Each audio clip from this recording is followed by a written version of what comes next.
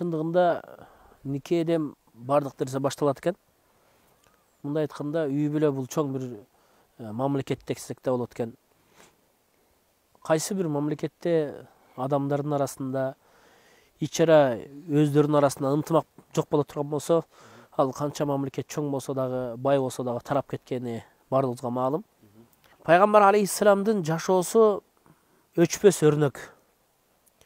Сиз менен бизге пайгамбарыбыздын жашоосу аттың бүгүнкү күндө инсандар пайгамбарыбыздын аялдарга болгон мамилесин, пайгамбарыбыздын никеге болгон мамилесин түшүнгөндө биздин коомчулук ушундай бир чоң бир проблемага учурабайт эле. Пайгамбарыбыз бир ооз менен кандай гана мыкты хадистерди айтты. Пайгамбарыбыз хадисте истаусу бин ниса хайра. Дайыма аялдарга жакшы мамиле кылгыла. Аялды карасаң кабыргадан жаралган, кабырганы карасаң түз эмес, түздөйүн десең сындырып аласың. Пайгамбарыбыз кабырганын баш жагы кыйшык, мына ошол кыйшыгы менен эле колдоно бергенде пайгамбарыбыз мыкты хадисте айткан. Ушул хадисти жакшы түшүнгөн инсандарга бардык жашоодогу проблемаларды чече турган чоң маани турат да. Эгерде жакшы түшүнгөн болсо. Эгерде мыкты түшүнгөн болсо ушул хадисте өтө бир чоң маани турат ушул жакта. Чындыгында демек ар бир инсан кемчиликтүү экен. Анын ичинде пайгамбарыбыз белгилеп аял кишини дагы айтып өттү. Бүгүнкү күндө мына ошол үй бүлөлөрдүн тарап кетишине никенин ыйыктыгын билбегендиктен болуп атат.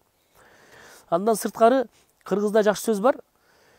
Кыз чийден сырткары депчи. Илгери ата бабаларыбызды карасаңыздар, тарыхты карай турган болсок, кызын узатып атканда кошок менен узатат эле. Бүттү бул кыз чийден сырткары, бул бүттү, кетти дегенчи. Бүгүнкү күндө мына ошол жашообуздагы никенин өтө бир маанисинин жоктугуна өтө бир чоң ролдо дагы бул ата эне турат да. Себеби ошол жакты дагы ата эне, ай, кызым мондой болгон, ошол жактан сөз ташкан эмес, төш ташый турган кыздардан болгон деп үйрөтө турган ата эне да.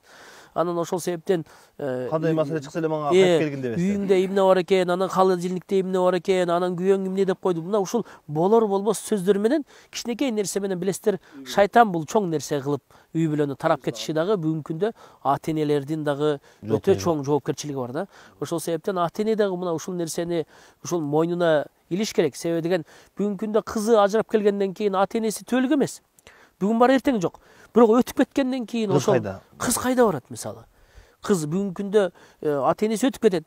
Билесиздер, жеңесинин жанында деле көп тура албайт. Бала чакалар менен. Ошол себептен эжеңиздин жанында туруш деле кыйын.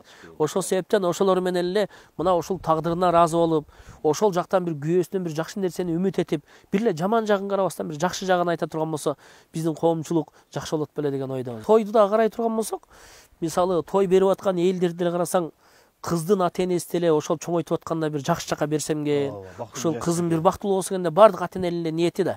Ал эми ошол баланын дагы ата энеси ушул кызыбыз акчолтой болсо экен, ошонун аркасынан бир жакшы нерселер кирсе экен деген жакшы үмүт менен эметет.